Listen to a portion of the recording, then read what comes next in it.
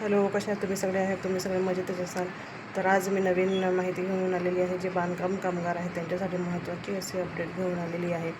तर बांधकाम कामगारमध्ये ज्यांनी पण नोंदणी केलेली आहे तर त्यांचं ते स्लिप असते ती 1 वर्षापर्यंत चालते किंवा कार्ड तयार केलेला असेल ते 1 वर्षापर्यंत चालते. या योजनेमध्ये भरपूर अशा आर्थिक सहाय्य म्हणून योजना ही राबवली जाते. याच्यामध्ये स्कॉलरशिपचं फॉर्म वगैरे आपण भरू शकतो.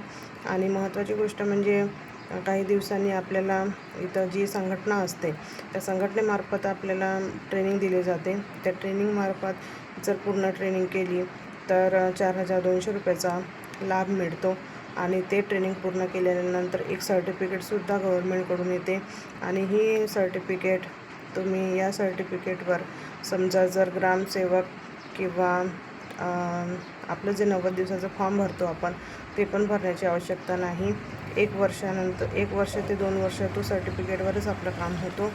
आणि परत 1 लाखापर्यंत अर्थसहाय्य पण मिळतो. पण ह्या सगळ्या गोष्टी त्या सर्टिफिकेट मिळाल्यानंतर ऑनलाईन भरावे लागतात. जसं 4,200 रुपयाचं फॉर्मसुद्धा ऑनलाईन भरावं लागते.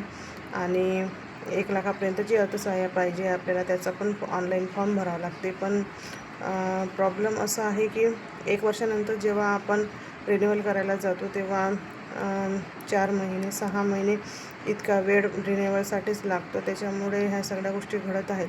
पण ज्यांचं पण अप्रूव्हल मिळालेले आहे, ज्यांना पण जे बांधकाम कामगार आहेत जे नवीन आहेत तर ते ह्या गोष्टी लवकरात लवकर करू शकतात आणि याचा फायदा नक्की उचलू शकतात. तर सगळ्यांनी याचा फायदा घ्या. आणि कोणी कोणी याचा फायदा उचलला आहे नक्की कमेंट्समध्ये सांगा. अजून मी नवीन माहिती घेऊन येणार आहे. तर माझ्या चॅनलला सबस्क्राईब करा, कमेंटसुद्धा करा आणि लाईकसुद्धा करा. धन्यवाद.